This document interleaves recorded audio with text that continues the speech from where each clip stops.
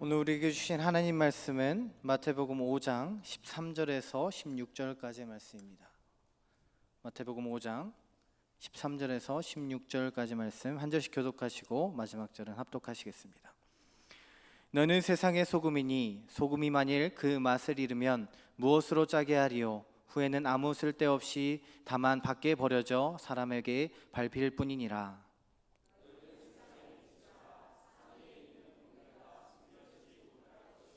사람이 등불을 켜서 말 아래 두지 아니하고 등경 위에 두나니 이러므로 집안 모든 사람에게 비치느니라. 이같이 너희 빛이 사람 앞에 비치게 하여 그들로 너희 착한 행실을 보고 하늘에 계신 너희 아버지께 영광을 돌리게 하라. 아멘. 할렐루야. 네, 예배 자리에 나오신 여러분들을 사랑하고 축복합니다. 제가 왜 올라왔냐 하시는 분들이 아마 계실 것 같아요. 제가 들어보니까 오늘부터 부흥성이 아니에요? 라고 얘기하시는 분들이 계시더라고요. 그래도 잘 나오셨습니다. 우리 옆 사람과 인사할까요? 잘 나오셨습니다. 은혜 받읍시다. 인사하겠습니다. 네, 오늘 말씀 너무도 많이 들어본 말씀인데요. 사실 이 설교를 하게 된 연유는요, 팔복 설교를 우리가 함께 수요 성화 예배 때 함께 나눴잖아요. 그렇죠? 팔복 설교가 여러분 어디에 위치하고 있는지 아십니까? 오늘 본문 바로 앞 구절, 앞 문단에 이렇게 위치해 있습니다. 그러면서 이 산상수훈에 대해서 연구를 하다가 함께 은혜를 나눴으면 너무 좋겠다라고 하게 돼서 이 설교를 가져왔습니다. 사실 이 설교는요, 제가 한 달여 전에 우리 브니엘 교회라는 교회에서 청년부 수련회를 하게 됐는데, 그곳에서 말씀을 빛에 관해서 좀 전해주셨으면 좋겠습니다라고 해주셔서 제가 말씀을 준비하는 그 과정 가운데에 또 이렇게 팔복과 연관이 된다는 것을 또 알게 돼서 함께 꼭 나눠봤으면 좋겠다 했는데 이렇게 기회를 얻게 돼서 너무도 감사를 드립니다. 제가 얼마 전에 친구를 만났습니다. 그 친구는 캐나다에서 3년간 사역을 하고 돌아온 친구예요. 그 친구 너무도 친했던 친구라서 굉장히 반갑게 맞이하고 오랜만에 카페에 갔습니다. 카페에 가서 뭘 먹고 싶냐 막 얘기하니까 아메리카노를 제가 먹고 싶다고 얘기하니까 본인이 오랜만에 사주겠다는 거예요. 근데 굉장히 민망한 상황이 펼쳐졌습니다. 갑자기 이 친구가 아이스 아메리카노 한 잔 주세요 이러는 거예요. 아이스 아메리카노? 네, 한 잔 주세요 이러는 거예요. 그래서 좀 당황했습니다. 이 친구가 30년 넘도록 한국에서 생활을 했는데 3년간 캐나다에 갔다고 발음이 아이스 아메리카노 막 이렇게 하면서 발음하는 게 조금 이렇게 얘기하면 그렇지만 꼴사 나왔어요. 그래서 좀 민망했습니다. 같이 있는 제가 굉장히 민망한 상황이었는데 그 친구는 제가 그런 얘기를 하니까 자기는 그런 적이 없다라고 그러더라고요. 그런데 당사자보다 들은 사람이 원래 기억을 잘하잖아요. 저는 그때 굉장히 얼굴이 빨개졌었습니다. 왜 이럴까요? 3년간, 자기는 30년 넘게 한국 생활을 했음에도 3년간 외국 생활을 했다고 갑자기 발음이 이렇게 바뀌나? 굉장히 특이한 상황입니다.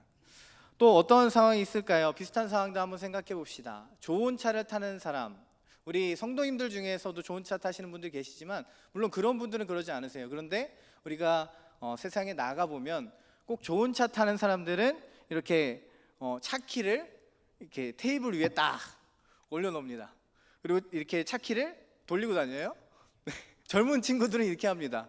그리고선 탈 때도 이렇게 좀 거들먹거리면서 이렇게 딱 타죠. 쾅 닫으면서 타죠. 왜 이러는 걸까요?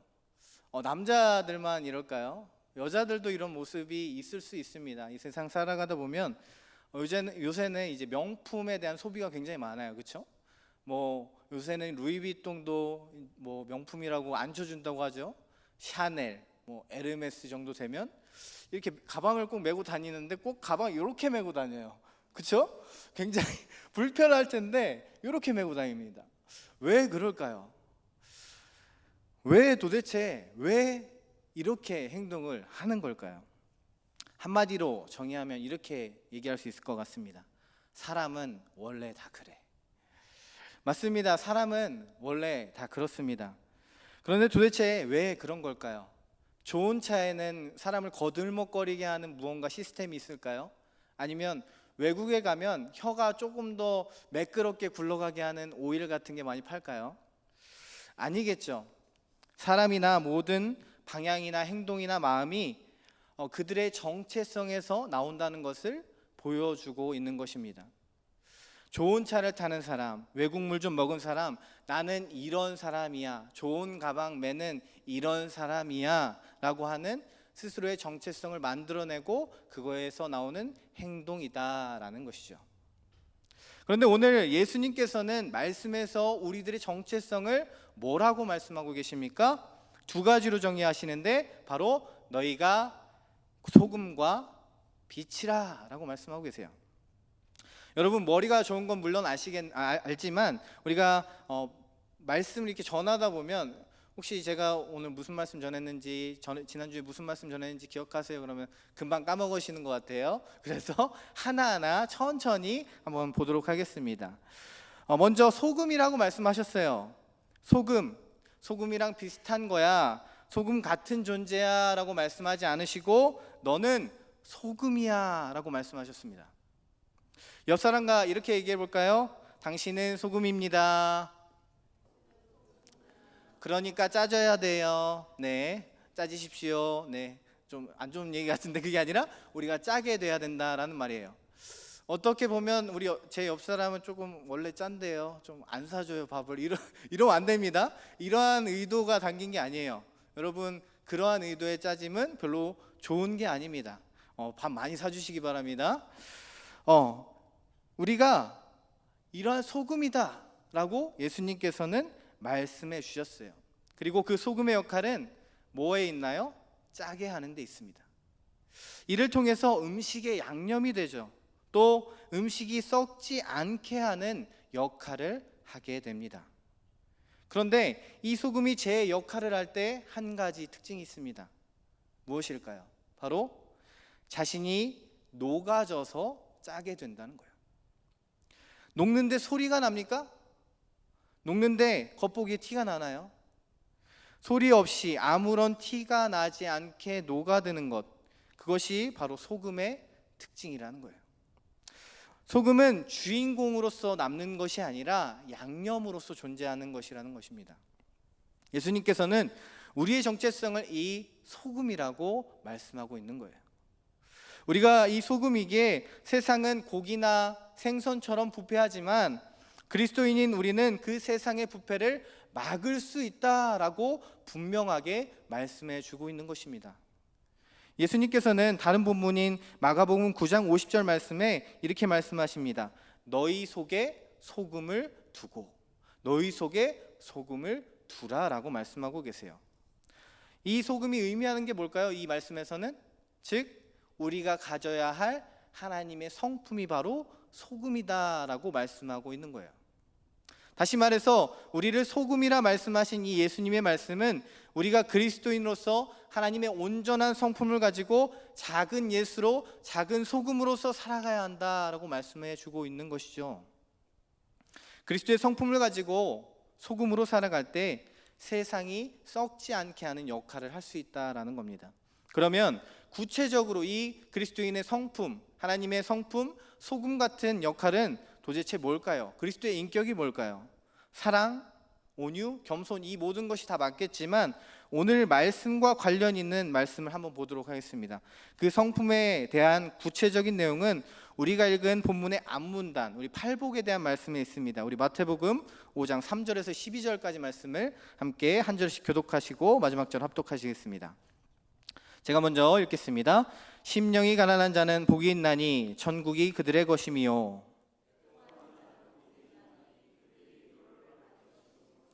온유한 자는 복이 있나니 그들이 땅을 기업으로 받을 것임이요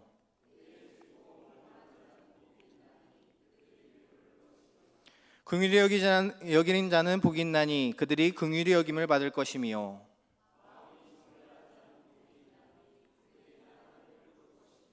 화평하게 하는 자는 복이 있나니 그들이 하나님의 아들이라 일컬음을 받을 것임이요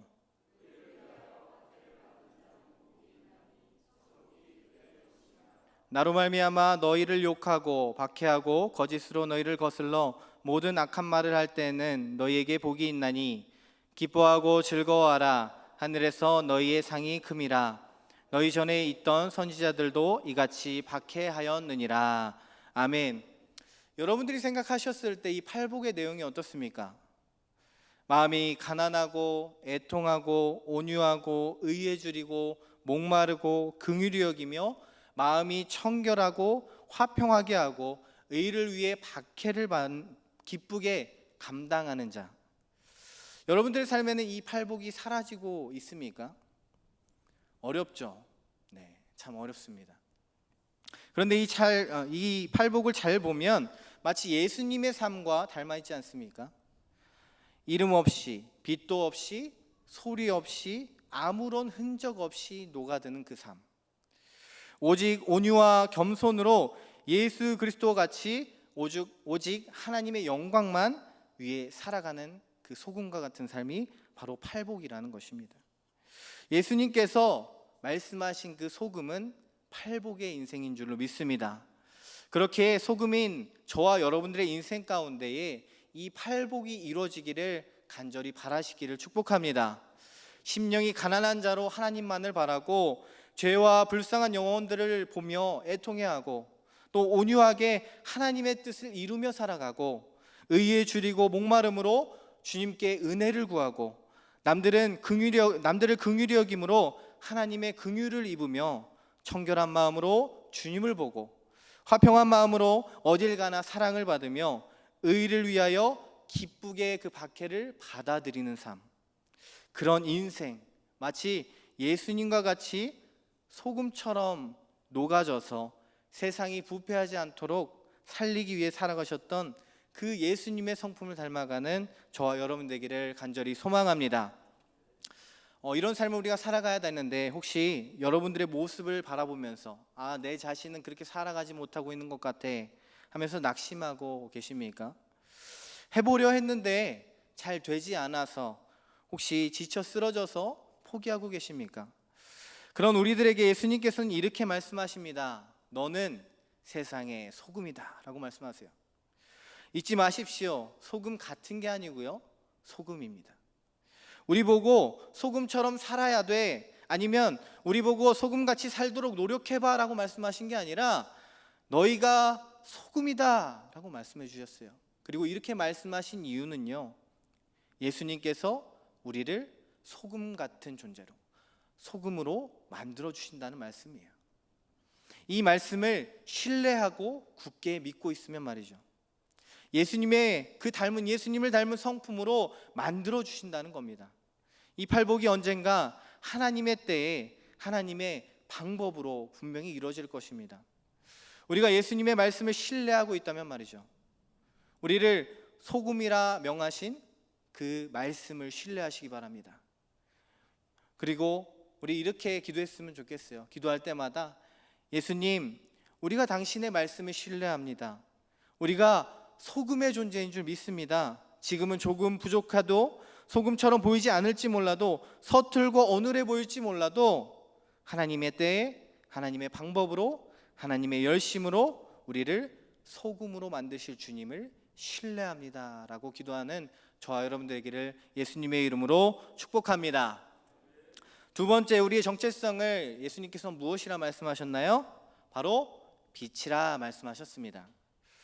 사실 저희 청년부에 제가 처음 왔을 때 했던 인사가 있어요. 청년부만의 인사인데요, 굉장히 민망합니다. 그래도 해주실 거죠? 네. 함께 따라하도록 하겠습니다. 이렇게 얼굴을 가려야 돼요. 가리고 네, 저도 민망합니다. 가리시고 빛이 있으라 이렇게 옆 사람과 하는 거예요. 네, 함께 하도록 하겠습니다. 빛이 있으라, 빛이 있으라. 네, 저도 부끄러웠습니다. 네, 그래도 우리를 통해 어둠에 있는 그 빛이 비춰짐을 통해서 우리 하나님께서 우리의 얼굴을 정말 환한 빛으로 비추셔서 이 세상 가운데 어둠을 빛으로 비추실 줄을 믿습니다. 소금이 우리의 내면의 정체성이다라고 말씀해 드렸죠. 우리 예수 그리스도의 성품이라고 말씀을 드렸는데 빛은 우리의 바깥 부분, 즉 외면의 정체성을 얘기하고 있어요. 이는 유대인의 사고와도 연관지을 수 있는데 제가 몇 가지 문제를 내도록 하겠습니다. 제가 사실 이 문제는 냈어가지고 정답을 맞히실 분이 아마 계실 것 같아요. 그렇지만 한번 내도록 하겠습니다. 이것만큼 좋은 문제가 없기 때문에. 새는 어떻게 날 수 있을까요? 네. 그래도 답이 없으시네요. 네, 새는 어떻게 날 수 있어요? 뭐가 있으니까 날아요? 날개가 있으니까 납니다. 그렇게 얘기하면 50점이라고 제가 얘기를 해요. 그럼 뭐가 있으니까 날까요? 그걸 얘기하면 어떻게 해요? 네, 생명이 있어야 납니다. 다시 말씀드리면 이렇게 얘기를 할 수 있어요. 죽은 새도 납니까? 네, 죽은 새는 날개가 있지만 날지 않죠. 이렇게 생각하는 게 유대인의 사고예요. 보이는 것과 보이는 기능과 보이지 않는 것, 내재적인 생명력을 얘기하는 것이 유대인의 사고인데요. 또 다른 문제를 한번 내도록 할게요. 십계명 돌파는 어떻게 쓰여 있을까요? 네, 성경을 많이 읽으셨기 때문에 여러분 다 알고 계실 것 같아요. 잘 쓰여 있죠. 네, 맞아요. 잘 쓰여져 있는데 어떻게 쓰여져 있을까요? 분명히 성경에 나와 있습니다. 잘 모르세요? 틀릴까 봐 두려우시죠? 십계명 돌파 몇 개예요? 제가 이렇게 들었어요. 2개입니다. 그리고 앞면에만 쓰여 있을까요? 뒷면에 쓰여 있을까요? 앞, 뒷면으로 쓰여 있습니다. 유대인들이 이것을 볼 때는 어떻게 보냐면 우리가 보이는 부분 그리고 보이지 않는 부분, 내 내면과 내 외면을 상징한다 얘기를 하고 있죠. 또 한 가지 말씀을 또 드릴게요. 에스겔서에 쓰여져 있는 하나님의 말씀이 담긴 두루마리는 앞면에 쓰였을까요? 뒷면에 쓰였을까요? 네, 대답이 없으실 줄 알았습니다. 십계명 돌판이 앞 뒷면에 쓰여 있다고 말씀을 드렸죠.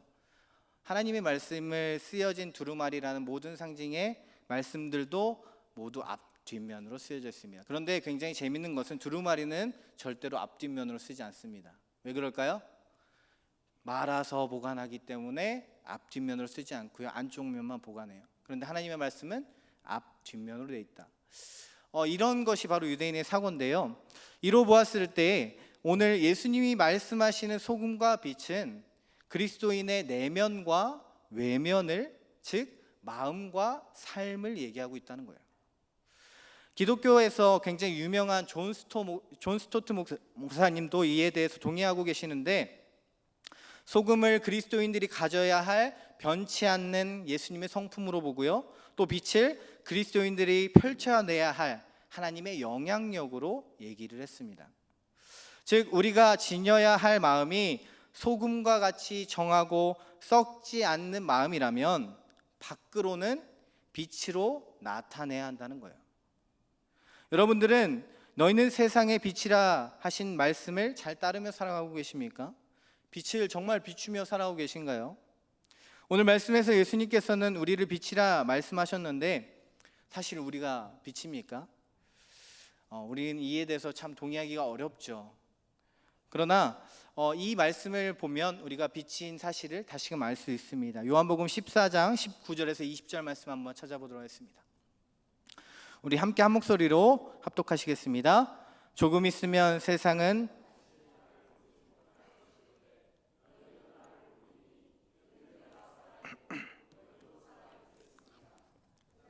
내가 아버지 안에 너희가 내 안에 내가 너희 안에 있는 것을 너희가 알리라. 아멘. 이게 왜 우리가 빛이란 증거가 될까요?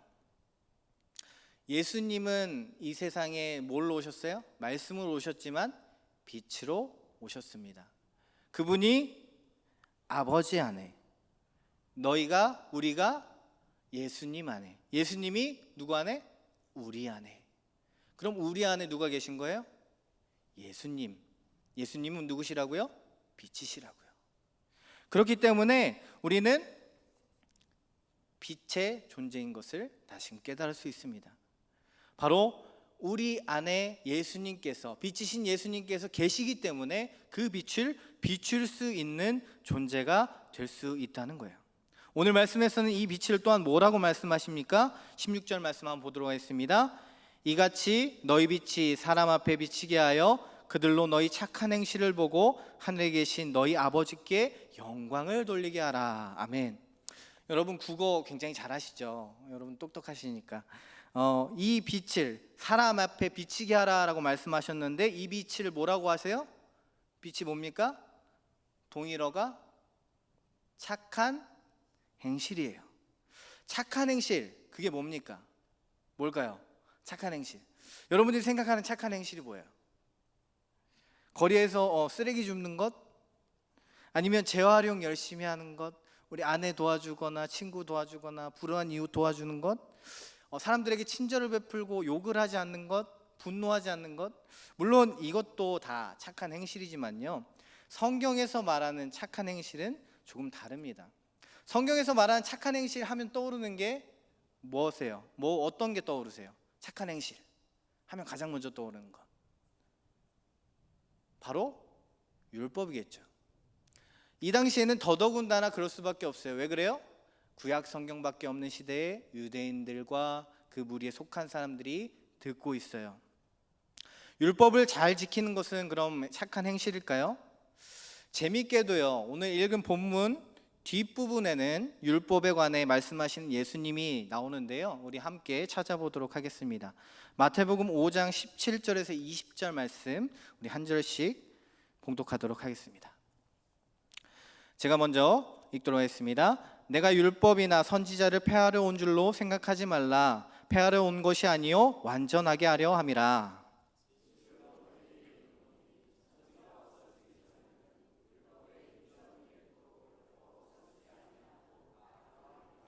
그러므로 누구든지 이 계명 중에 지극히 작은 것이라도 하나라도 버리고 또 그같이 사람을 가르치는 자는 천국에서 지극히 작다 일컬음을 받을 것이요 누구든지 이를 행하며 가르치는 자는 천국에서 크다 일컬음을 받으리라.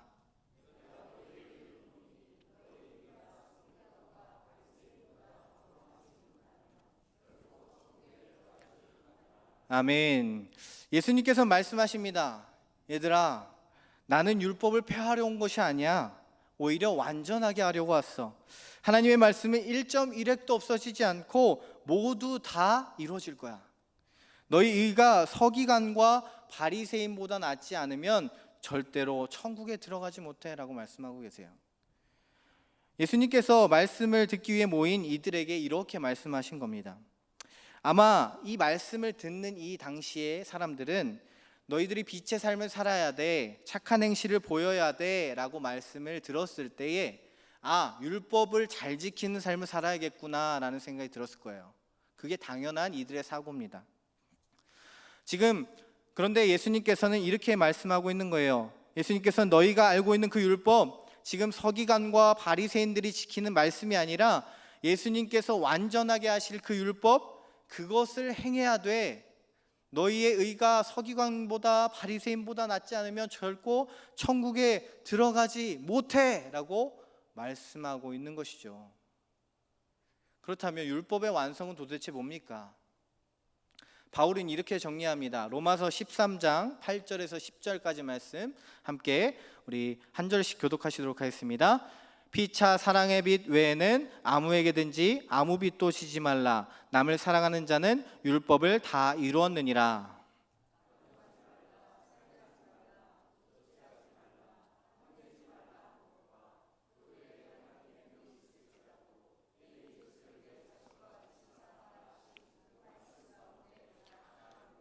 합독하시겠습니다. 사랑은 이웃에게 악을 행하지 아니하나니 그러므로 사랑은 율법의 완성이니라. 아멘. 율법의 완성이 뭐라고 하고 있죠? 사랑이다. 율법의 완성이신 예수님께서 보여주신 그 사랑이다. 그 사랑으로 행하는 그 일이 율법의 완성이다 라고 말씀해 주고 있는 거예요. 예수님께서 마음과 뜻과 힘을 다해 사랑하고 내 이웃을 내 몸과 같이 사랑하라 라고 하신 말씀처럼 하나님의 가장 큰 계명, 그것은 바로 사랑이다. 율법의 완성은 사랑이다 라고 말씀해 주고 있는 것입니다. 즉 우리가 사랑할 때에 우리는 빛의 삶을 살아가는 온전한 빛의 존재인 줄로 믿습니다. 우리는 이러한 사랑의 빛을 비춰야 할 줄로 믿어요. 그래서 우리의 빛의 세기는요, 사랑의 세기로 나눕니다.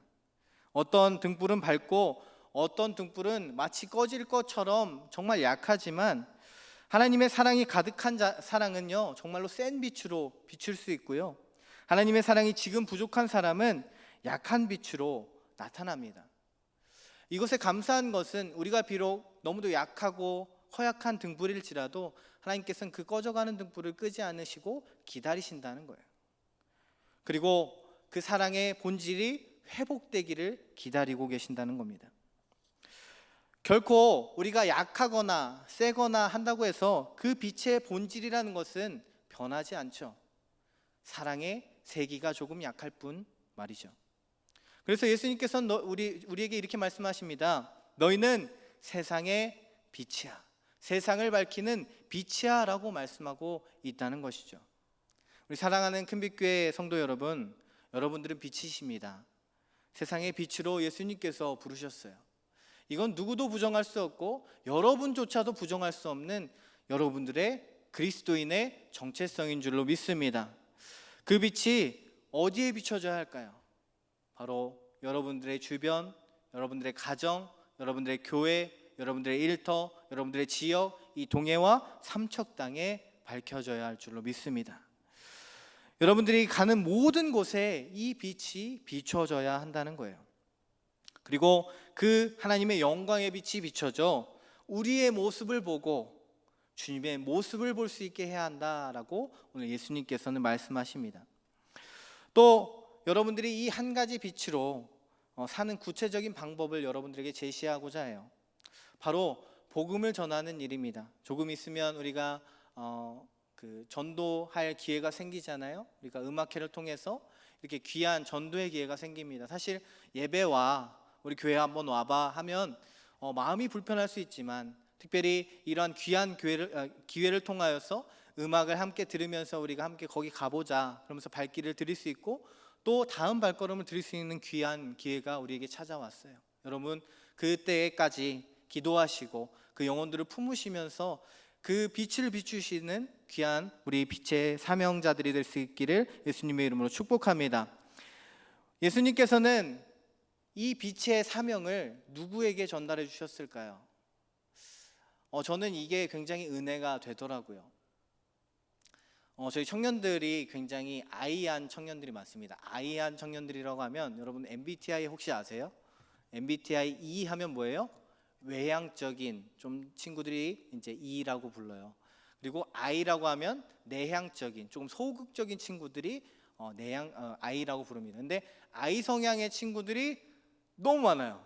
네, 거의 한 5분의 4 정도, 한 7-80% 정도가 I입니다. 그래서 굉장히 제 마음이 어려울 때가 있어요.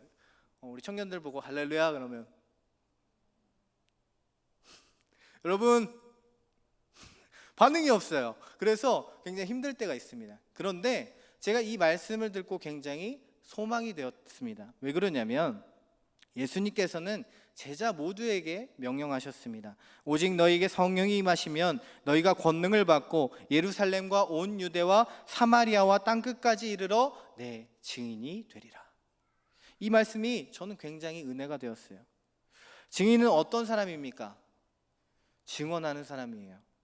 소극적인 누구는 하지 말고 누구는 성격이 좋으니까 해도 되고 라고 얘기하지 않으시고 모두에게, 그리고 우리 모두에게, 우리 청년들에게도 모든 소극적인 사람들에게도 말씀하신 그 말씀이라는 겁니다. 증인이 되라, 나를 전해라 라고 예수님께서 말씀하셨다는 거예요. 여러분, 복음의 증인으로서 빛이 되어 살아가시기를 예수님의 이름으로 축복합니다. 사랑으로 행하고 복음으로 전하며 빛으로 살아갈 때에 정말 예수님께서 말씀하신 그 정체성대로 살아가는 존재가 될 수 있을 줄 믿습니다.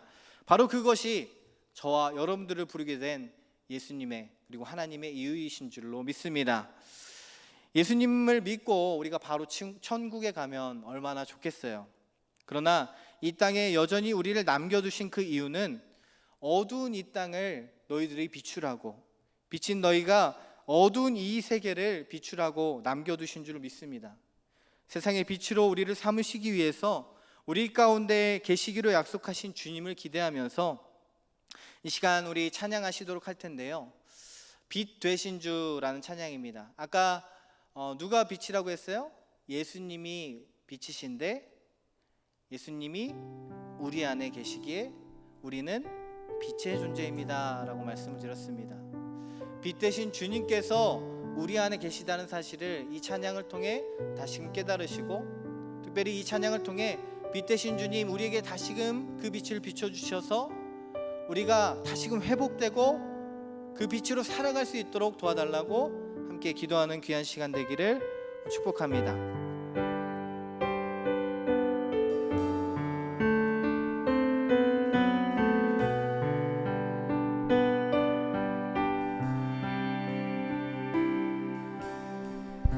빛 되신 주, 빛 되신 주, 어둠 가운데 비추사 내 눈 보게 하소서. 예배하는 선한 마음 드시고 산 소망이 되신